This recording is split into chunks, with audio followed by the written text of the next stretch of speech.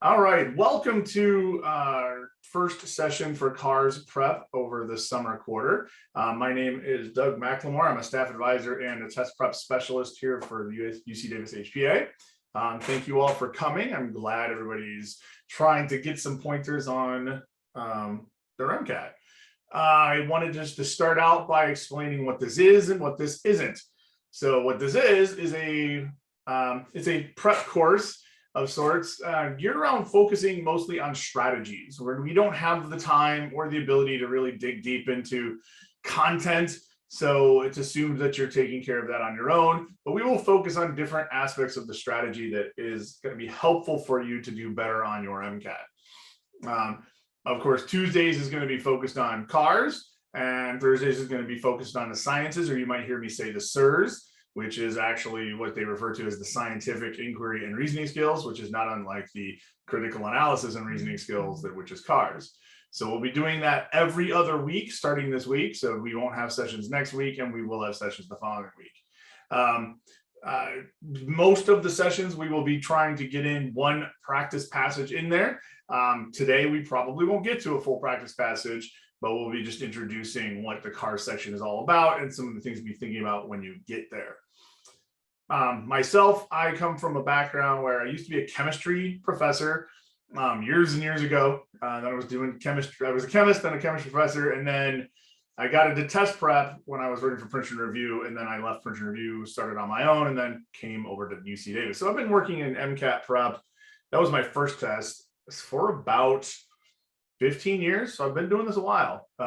So I hope to share some of the things I've learned about the MCAT with you guys and just make you guys better test takers overall. I want you to get to the point where, like me, I go take these tests for fun because I think it's entertaining to try to beat the strategy of the test. I'm guessing most of you guys probably don't look like this, like it's fun. How many people here think the MCAT is fun?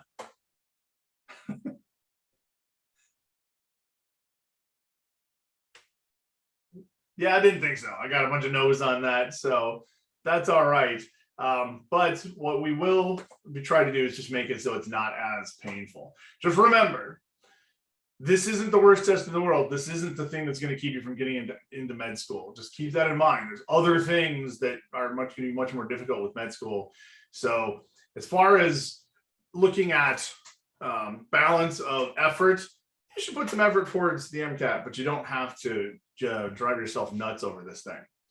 So let's talk about the CARS section specifically today and what's going on there. So the first thing I want to talk about is the MCAT structure overall, because it's good to know the test. Here's another question. How many of you all have taken a practice MCAT so far? I would suggest everybody, if you haven't taken one, you should take one soon. It looks to be about half or so, maybe more than half. So that's good. Having taken an MCAT practice test is really your first step on your way of getting good at taking tests, because you find out what the test is about. And that's really the key. It doesn't matter what your first test score was. It's what happens after that that's the most important thing. So if you haven't taken one, let me know, like drop me an email. You'll have my email address at the end. Drop me an email. I can send you a link to the MCAT planner that I put together that has links to the practice tests that are available freely out there. So it would be good for everybody to get that under the belt so that you can actually look at the test and get a feel for it. So first, when you start the test, the first thing you're going to get is an optional tutorial. Should you do this optional tutorial? What do you guys think?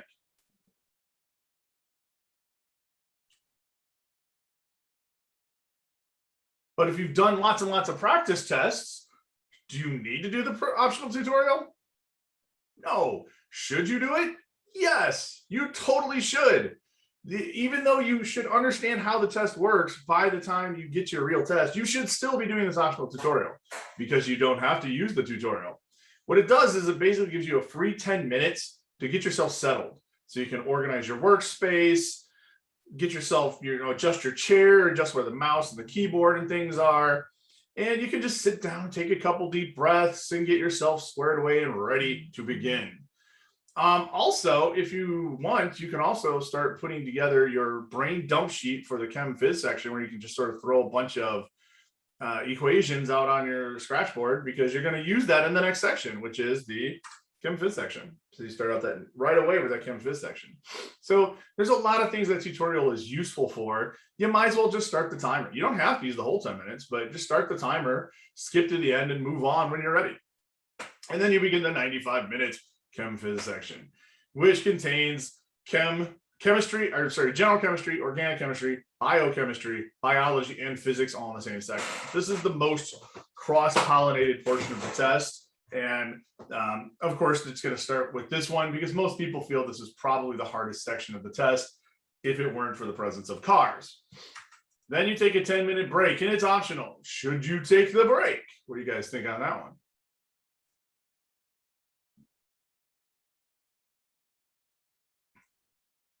Yes, even if you don't think you need to take the break, take the break.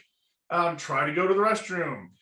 Just stare at a wall blankly for 5 minutes. I don't care what you do, as long as you're just using that time to have a little bit of downtime. You need to reset yourself, because you're going to be going into one of the more tedious parts of the test next, which is 90 minutes of cars. So you need that time to reset, go to the bathroom, all that fun stuff. Even if you don't have to go to the bathroom, still try. The worst thing is you don't want to be in the middle of the car section going like, oh man, I gotta go, because you can get up from your table and go to the bathroom in the middle of a section, but the timer doesn't stop. So you'd end up losing time to do that. So if you really had an emergency, you could go use the restroom.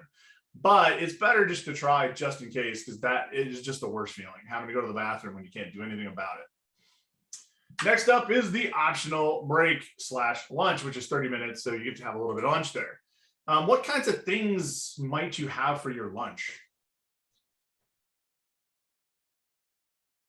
What should you bring for your lunch? What kind of a snack? I say snack too, because you don't want to bring like a full meal. Like you don't have a picnic in the middle of this thing. I'm going to say no to the Cheetos. The reason why no Cheetos is because all it is empty carbs. Carbs you'll burn through that stuff fast. And carbs will it'll give you a fast burst, but then like 10 minutes later, you're just like, you'll have food coma right on the other side of the test when you're going into that biochem section. Protein is good. Protein is very, very good. Be careful about protein bars, I'll say. Look at a lot of the protein bars and you'll see that they're just like carb city. So read the ingredients on some of those store-bought protein bars. Salad can be good, some roughage. That's not starchy as much as it's like fibery, and fiber can be good because it keeps your body active for a little bit longer. So you'll be doing, keeping your awareness. Again, with the sandwich, be careful with the bread. Maybe you want a sandwich only one piece of bread instead of two. So there's some thinking about what your meal should entail on this break. And this is why you want to do lots of practice tests. Practice what that's like, because stamina is important. Then you get to the biochem section, which is going to be biology, biochemistry, G-chem, and O-chem. Yet again, you get this chemistry. It's not as diverse a section as the Chem Phys. It tends to be a little bit more experimentally inclined. Another break, take it, just like I said before. Then you get into the psych-soc section. That is very hard to say. And you will be looking at psychology, sociology, biology questions. You will potentially get some biology questions, the biology of sensation, of like the eyes and the ears primarily, and maybe a little bit of brain physiology or brain anatomy that you would see in this section. Most people feel that this is the easiest section.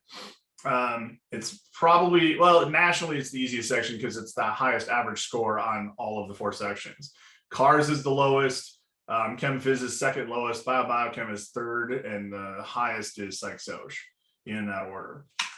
Then the next thing you get is the 5 minutes for the void question, the shiny red, bright, flashing your face void question. It's going to feel kind of like that I am Groot moment in Guardians of the Galaxy 2, where he's describing the button and then Groot like looks at it and says, I am Groot, like he's going to press it. You're going to want to press it because at this point in the test, are you going to feel like you did a good job?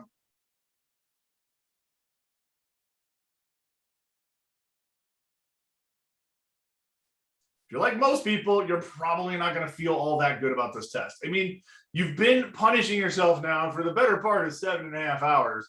And so you're not going to feel all that glorious about it. So it's going to be tempting. You're going to be tempted to press that void button, which means basically it will appear as if you took the test, but you didn't get a score. So it will not count as a score, but it will count towards your number of attempts. But there's only a couple good reasons to press that. One good reason to press it is there's like a really weird testing abnormality, which the AMC will not consider a testing abnormality, which might be there's a power outage for 3 hours. You will have to sit there for 3 hours without your cell phone, waiting for the power to come back on, and then restart the test wherever the last save was, which might be the beginning of a section, which you've already started. That is possible. That's a good day to avoid. Other scenario is if you're extraordinarily ill, like you are so sick, you just come down really sick that you're having to get up and you can't focus. That's another good reason to do the void question. Outside of that, there's no good reason to do the void question. You'll almost 100% be considering that you did a worse job than you actually did. Most people have a very bad judgment after the end of at the end of this test. Then finally, you get a 12-minute optional survey. Do you want to do the survey?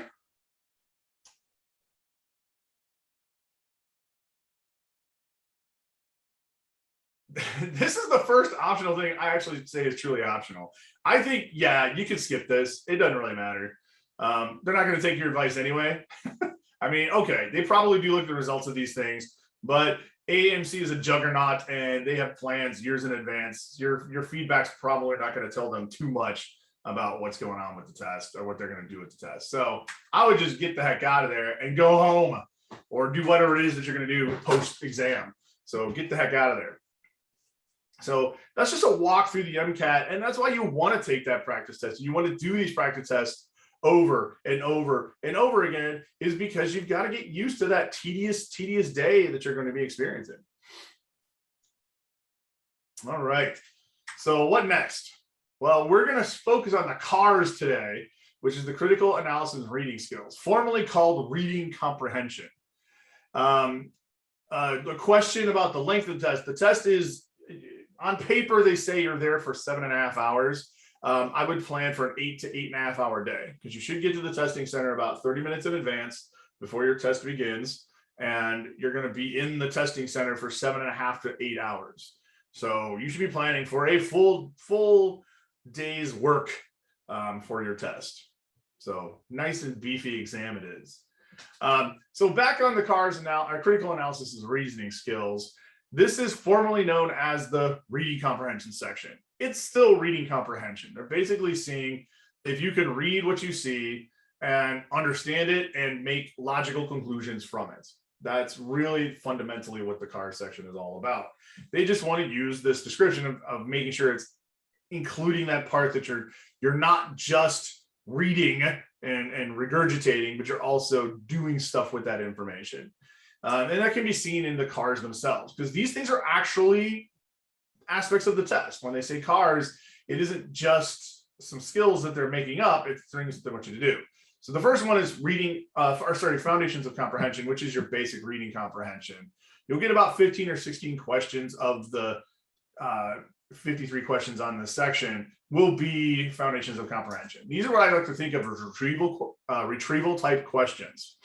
You're gonna have to read the text and pull out chunks of it, like paraphrased, or it might say it explicitly, or they say which of the following was not discussed by the author, et cetera, et cetera. These are your most straightforward types of questions, most often traditionally related to reading comprehension tests that you've had in the past. That is pretty normal. The next type of question is going to be these that they call reasoning within the text. So this is another 30% or 15 to 16 questions of the section. Now they're asking you to do something with what's in the text, like, understanding why did the author write a particular paragraph? What was what way was the author speaking, and what was he trying to accomplish? Asking a question of like, would the author believe this is true if had what the passage said, and you say you get a new piece of information and you might have to infer what that author might think about it. So these aren't as bad though, because they're still based directly on the text. The last type are reasoning beyond the text, this is going to be the most common question type, although overall it's still only 40% of the questions. You get about 21 to 22 questions like this. There's two basic questions like this. The first one is going to be saying, okay, I'm going to give you some brand new information. I'm going to give you 4 pieces of brand new information and say, which one of these most strengthens or most weakens or least strengthens or least weakens what the MCAT or what the author was trying to say. So brand new info, and you have to interpret how it affects the argument that the author is making. So you get these strength and weaken type questions. The second type of these things is going to be saying, okay, which of the following would the author most likely believe based on what was written in the passage? So both of which are saying they're giving you brand new info, and you have to go that next step. You have to take what you understand the author to be saying and then apply it to some new scenario. And that's what makes these types of questions the more difficult types of questions. They're not impossible. And if you're doing a good job with analyzing the passage, they shouldn't be too bad. And we'll be talking about ways to triage the questions next time, actually. But we're going to be looking at individual types of questions, the way they're phrased, the keywords that are in those questions, and all that of how you can anticipate what your job is. And that's, in general, what taking this test is all about. You look at a question, you say, what is my job on this question? What am I expected to do? Once you can figure out what you're expected to do, then it's much easier to do it. Now, there's a second dimension on this section, which is the way they present the content of the passages. Half of it's humanities based, half of it's social science based. Like, what are some of the topics you think you're going to run into on the cars section?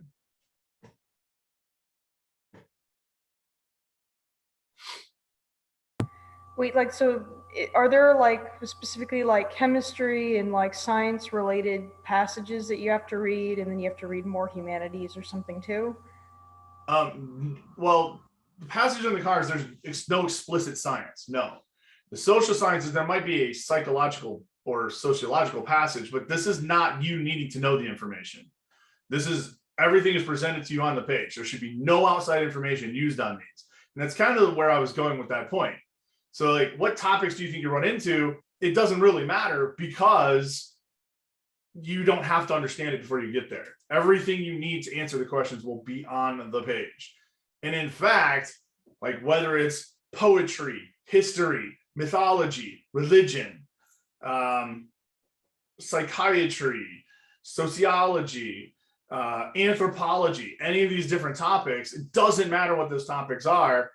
Even if you're familiar with the topic, you should not use your own information. It is not unheard of. Well, I'll give you an example.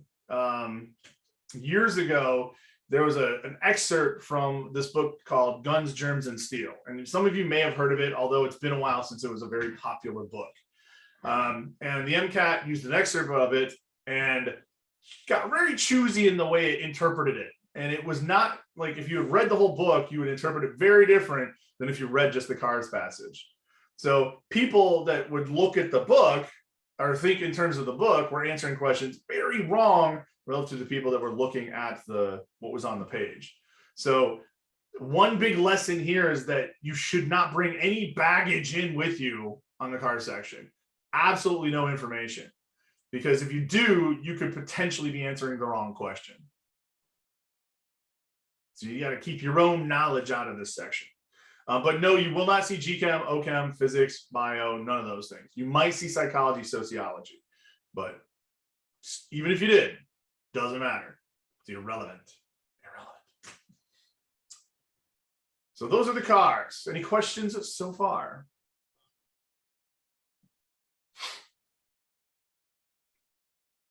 I've noticed with like the passages, like doing practice passages with this, like it seems like they purposely make the passages harder to read, like grammatically, like they're very wordy.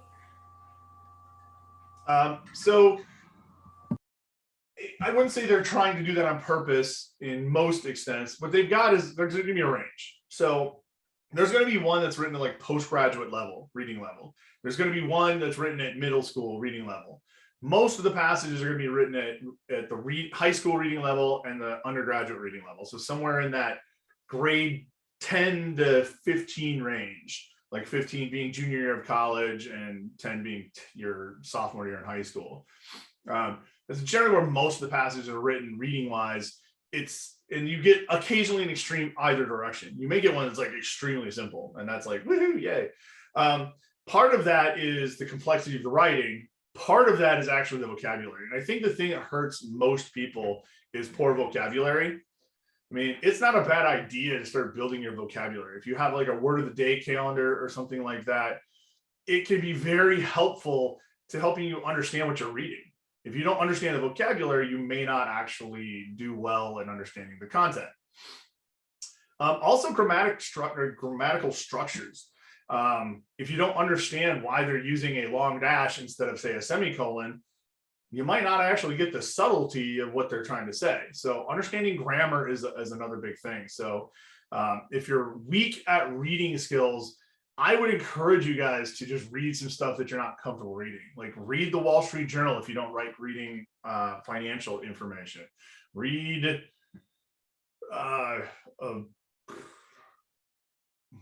an analysis of a historical text or something like that if you don't like history.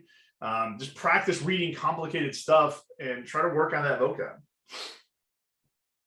So they're not necessarily trying to confuse you in the writing. It's just that whoever wrote it is writing for a different audience. Does that make sense? Yes. All right. All right. So what is the timing like in the car section? One of the big things that keeps people from succeeding well is not having a good sense of time. Probably in one of the sessions future, what we're going to do is I'm going to give you 30 seconds and you guys are going to have to count. I'm going to wait longer than that. When I start a timer for 30 seconds, I'm going to make you guys count out 30 seconds and tell me when you think you've hit 30 seconds. And most of you will come in very, very short or very, very long on that timing. Most people have very wonky internal clocks. And you don't want to rely on the clock on the screen, because if you keep staring at that, what's going to happen to your stress level?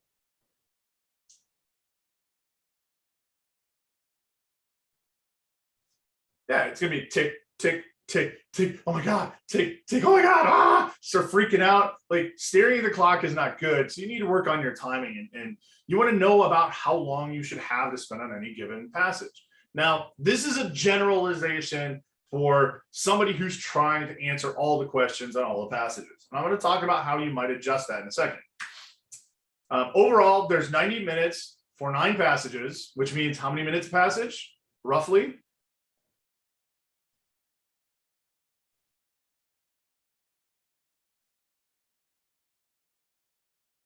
MCAT math says 10 minutes average. You should be averaging about 10 minutes a passage.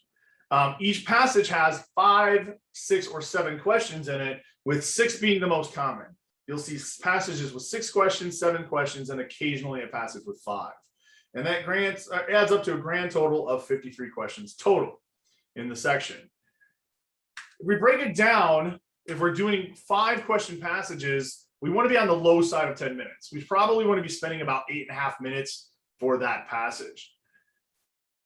For a 9 or 6 question passage, you want to be spending about 10 minutes on that passage, and you want to trade off on those 7-minute question passages and go for 11.5. So basically, what am I saying about how much time per question should you be spending?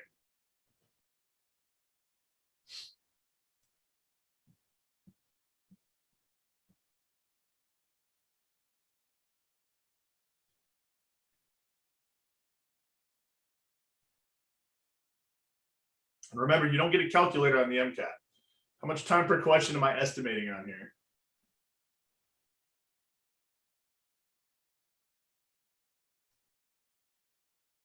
I'm guessing it's like you don't really have enough time to read past each passage all the way through, right?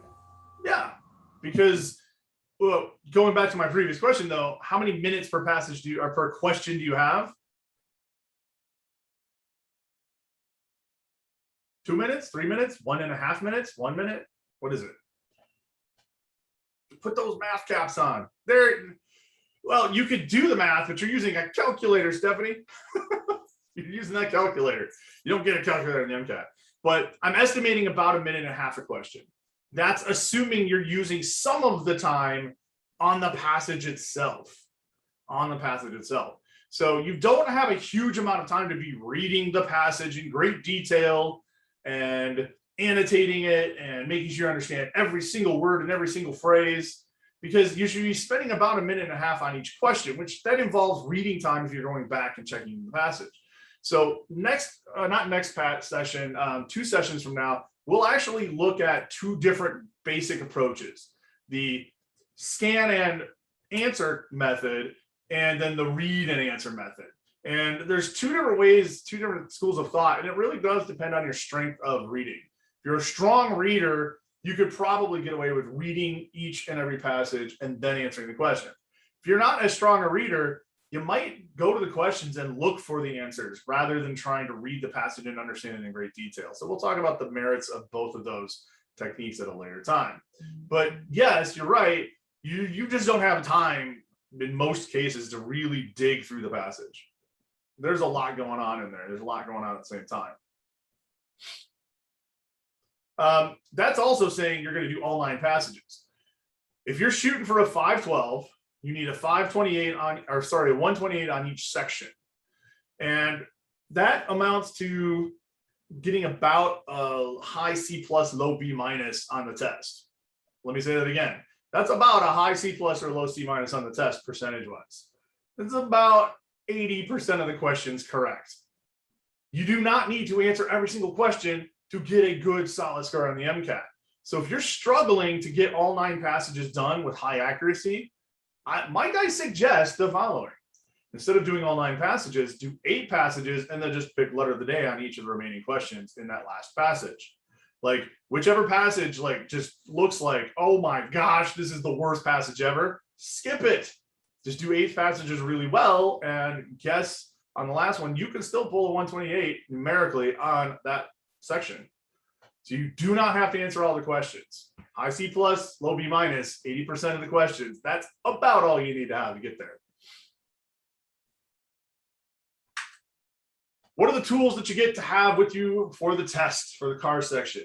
I would encourage you all, number 1, to have, I forgot to put mouse on here, but you should have a mouse, not a trackpad, but a mouse when you're doing practice tests and practice problems. So if you don't have one, get a cheapy USB or Bluetooth mouse or something like that for your computer. For Mac people, get a 2-button mouse if you don't have one. Because doing all this on the trackpad, it is a very different experience than doing this on a regular mouse, because there's highlighting tools and strikeout tools and flagging. Like, you got to get used to the mouse, because the trackpad, you don't get that on the real test. So that's one big thing. I would encourage you all to test out and use the keyboard features. If you want to get to be a better, faster test taker, instead of constantly going to the top left corner for this button and the top right corner for that button and the top or bottom left corner for this button, so you're not going all over the screen with all this, moving of the mouse. You just get the keyboard shortcuts for like highlighting, strikeout, flag, navigate, which brings up here's all the questions view, previous and next. Just all think. You'll be a lot faster. Like, when you started figuring out how to cut and paste with Control-C, Control-V, you got a lot faster than doing all that with the mouse. So use those tools. They're there to make your life a little bit easier and makes you a much more efficient test taker. You also have the timer. We mentioned that already. You get a scratch board and a wet erase marker. And woe to all those that are left-handers. Any left-handers in the house?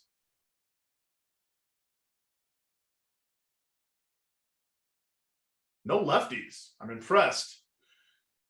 If you are a lefty, or if you know somebody who is a lefty and they want to get a left-handed mouse, by the way, this is something I learned this past year. That is actually technically an accommodation, and they have to apply to get a left-handed mouse. Most left-handers are used to that, so they're used to using right-handed mouse, but whatever. Just FYI if you want to pass that along. But the scratch board and the wet erase marker, it's like basically some laminated cardstock on a loop. And the wet erase marker is the messiest possible tool you could use to draw on the screen or draw on these things. Don't plan on erasing any of it. I would plan on trading in your scratch boards at each break and getting a fresh set during the break, so that you're not having to try to clean those things up. They're hard to clean, very, very hard to clean. They have the noise reduction headphones, noise reduction, not noise canceling.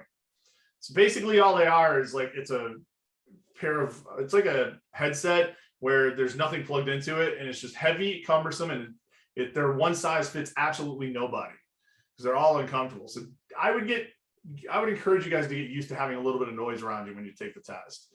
You can bring in sealed foam earplugs, those ones that are like in the hermetically sealed plastic package. You can bring those. They will inspect them, but they get gross. After about 3/4 of the test, they're starting to fall out of your ear, and there's nothing you can do about it because you can't have 2 sets. You can have 1. And then a mask. You do up to this point, we're still required to wear masks, I believe, in the testing centers. Haven't heard any new advice from them since the change here, at least in California. My guess is they're going to go on the super safe side and keep masks on for a bit longer, maybe all the way through September. Keep an eye on our website for additional information, and I'll bring it up as soon as I find it. So those are the tools that you get to use, and you should practice with those tools. Notice what's not on here. Things like jewelry, a watch, calculator. You don't get a calculator. All this other stuff, leave it. Water bottles, cups of coffee, snacks, they do not get to be on the table with you. Put your cell phone in another room because you're not going to even have it close to you. In fact, I would encourage you all to keep your cell phone in the car when you're taking your test. So get used to having all those tools. Now, as a whole, let's talk a little bit about reading comprehension and what it means. The ability to process text, understand its meaning, and integrate with what the reader already knows. So to a lesser extent, that last phrase with what the reader already knows, because we shouldn't be using our own knowledge here. We should be using only the knowledge that comes with the question itself. There's a lot of different things that come into this and address points that we've already said. Decoding, fluency, vocabulary, sentence construction, and cohesion. These are the 4 things I like to put into the group. Vocabulary and grammar. Vocabulary and grammar. If you are a non-native English speaker, you will be at a disadvantage when it comes to vocabulary and grammar. And I would take some steps to work on that. You may even want to get a tutor that can help you work on your writing ability. If you can write well, you can probably read well. So doing some writing and having people adjust the grammar so you can say exactly what you think you're saying, that's going to help you the most on this. That's one of the biggest blocks to reading comprehension. Your ability to reason and your background knowledge to some extent. Again, the background knowledge being short-term memory in this case, because you're only going to be using information from the passage itself and from the questions themselves, but your ability to take that information and do something with it. And being careful not to go too far. Like, how many people have heard this about reading comprehension? You should read between the lines. Is that a phrase you've heard about reading comprehension? Read between the lines?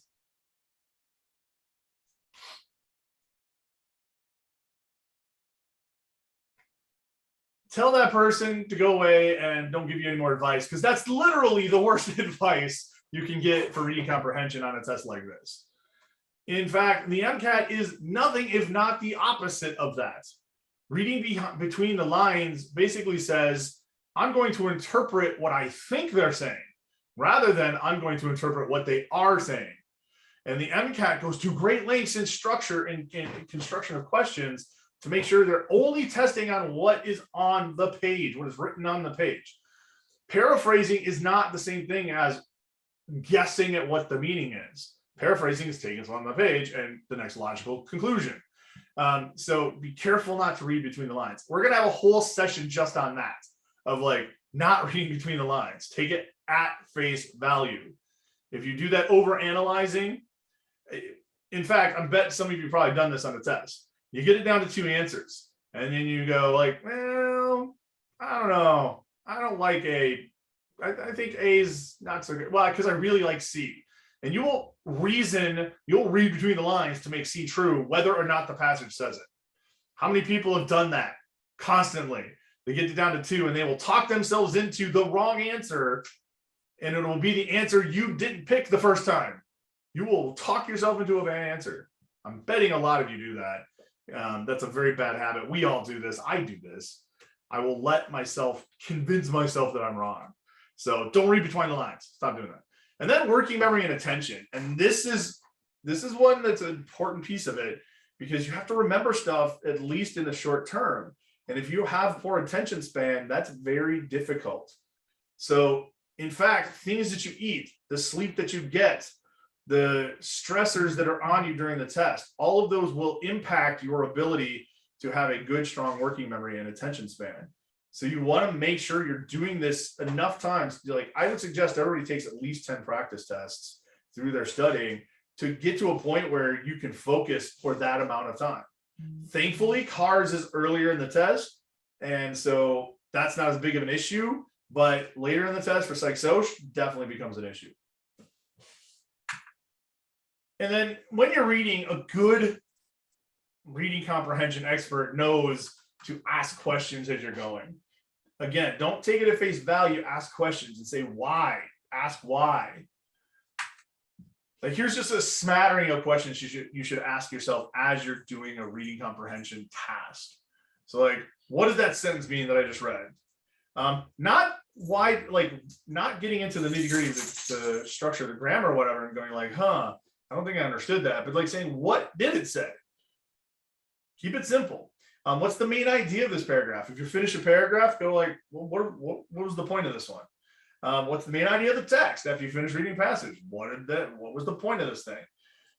Why did the author write certain things? And because there are in fact questions like that say, why did the author include this after the second paragraph? What were they trying to accomplish? One of the most important questions you can ask yourself is the stance, the attitude, the belief, or the tone. They're really all the same thing. Of like, what does the author think? Is the author neutral? Like, if the author's writing neutrally, what kind of an essay would that be? Would that be informative, or would it be persuasive? Informative or persuasive if they're using a neutral tone?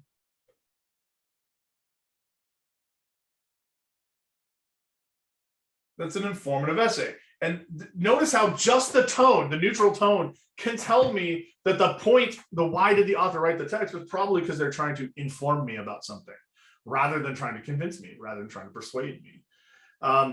The word choice in the answer questions. If the author is negative in the passage, and then I see a positive answer attributed to the author, is that a good answer choice?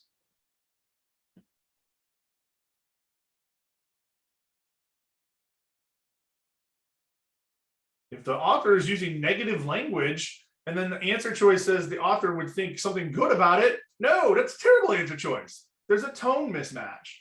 That's an easy way to get rid of an answer choice. And then sometimes the author transitions from one point of view to another. Like, sometimes an author goes, here's the pros, but here's what's bad about it. In the end, blah, blah, blah, blah, blah. So looking for that change in tone and transition words. What are some transition words you might be watching for?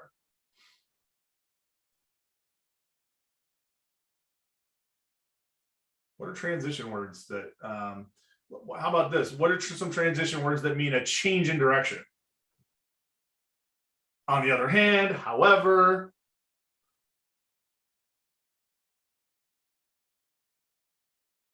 Uh-oh, we're stuck. We ran out. Instead, but don't forget the simpler ones. Those are all good words. So maybe doing a quick review of different conjunctions and how they're used as transition words would be a good thing. It's weird. I'm talking about grammar right now, aren't I? Did you think I was going to talk about grammar when talking about the MCAT? Probably not.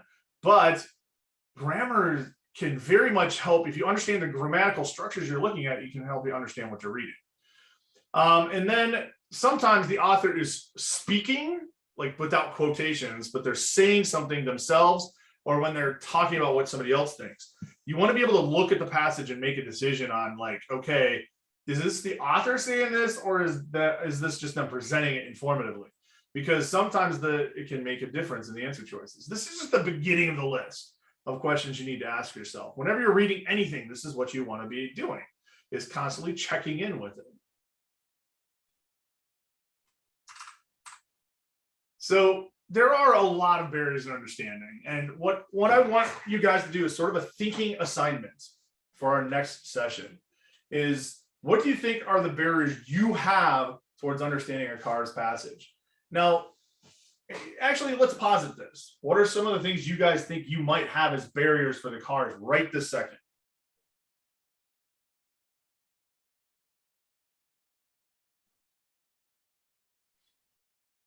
Apathy. I mean, Celestia said, I just hate reading. That's a common thing.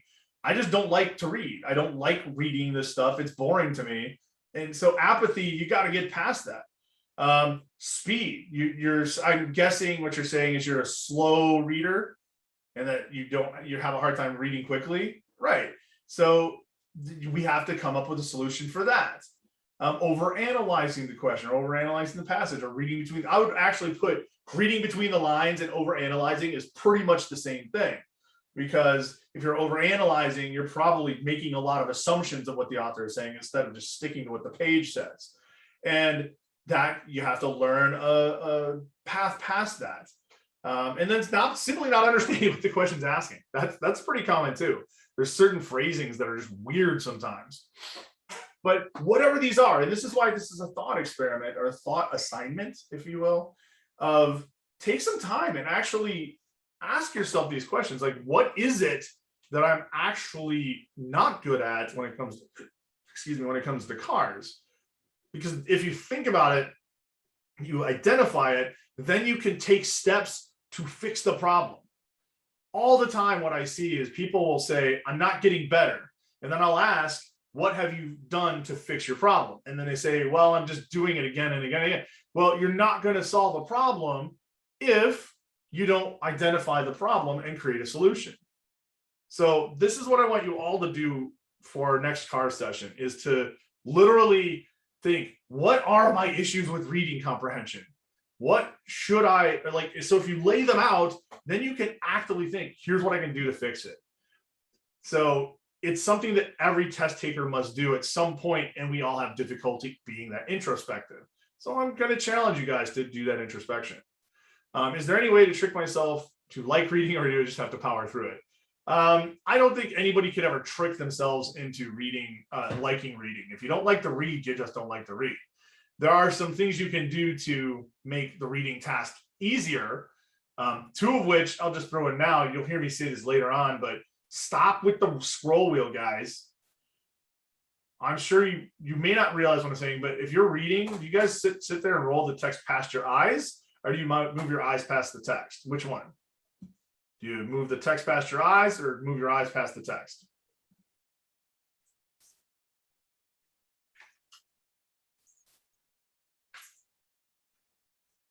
This is your generation's problem, by the way. You move the text.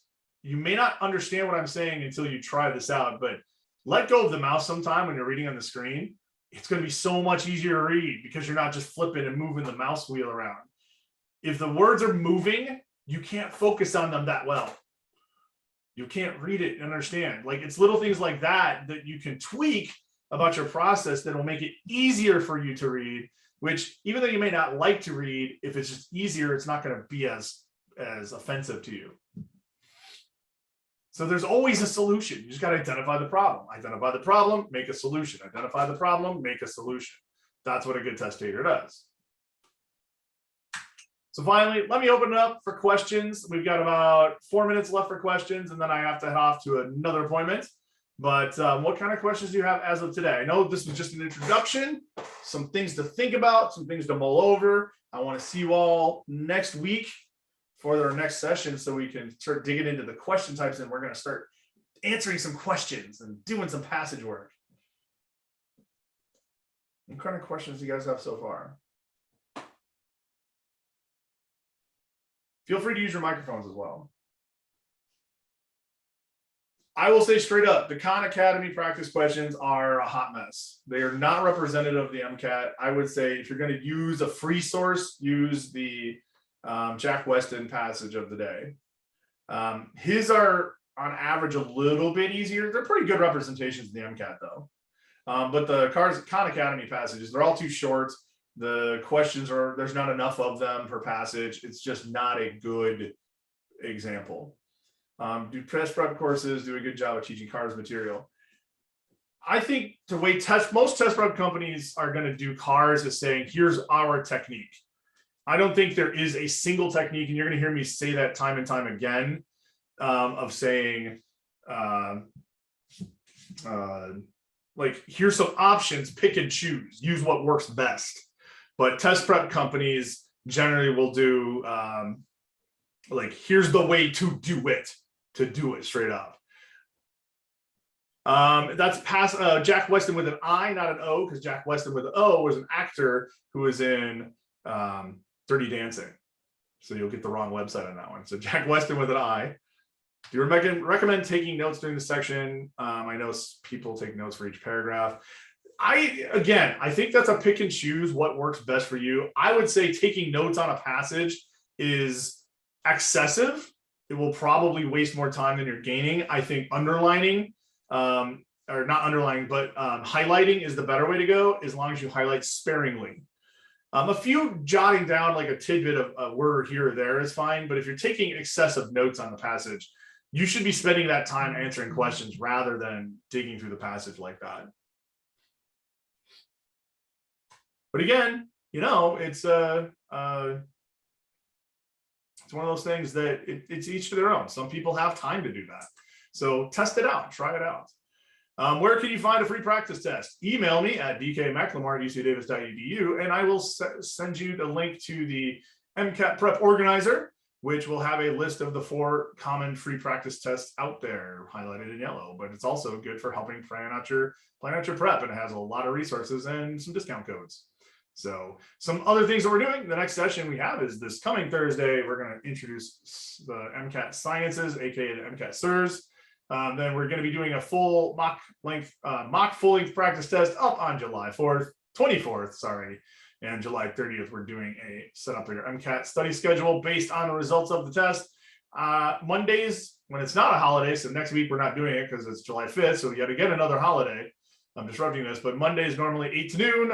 I will be doing drop-ins specifically for test prep. I will not answer other questions, but I do test prep specific drop-ins. So if you can't make it in the afternoons, or you're having trouble scheduling your appointment with me because I know we're booked out like 2, 3, 4 weeks in advance, then you can always drop in for test prep assistance at that point. Here's my number. Here's my email. Here's our website with all the test prep stuff. So I'll take one more question, then we got to call it good. Thank you all for coming today, guys. I hope this was a good introduction to what you can expect from the cars section. And next up, we're going to be starting to dig into question types. You recommend taking a practice test even though we haven't finished all the prereqs? Yes, I do. I 100% do. You need to know what it is you're studying for in order to study for it. The AMC, I don't know that the AMC actually recommends Khan Academy. They say it's there. But I do not recommend the Khan Academy questions. I do not feel that they are good questions. If you're talking about the science videos, I think those are okay, taken with a grain of salt. Because the Khan Academy videos have errors in them, and they also often go deeper into the topic than you actually need for the MCAT. So you might be studying more than you need.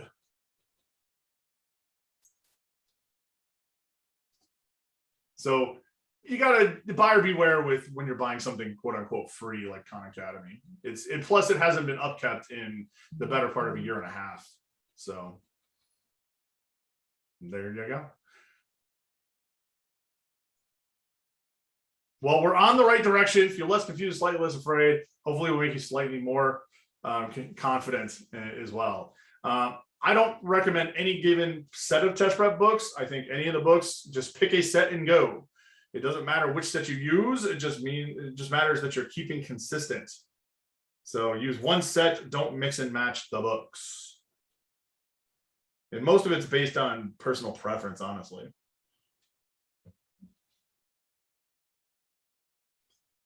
Alrighty, well, I do need to get going, so thank you all for coming, and I shall see you on Thursday, and if not, I shall see you on the 13th, I think it is, the 13th, which is our next car session, 2 weeks from tonight, which would be, yeah, I think the 13th. Thank you.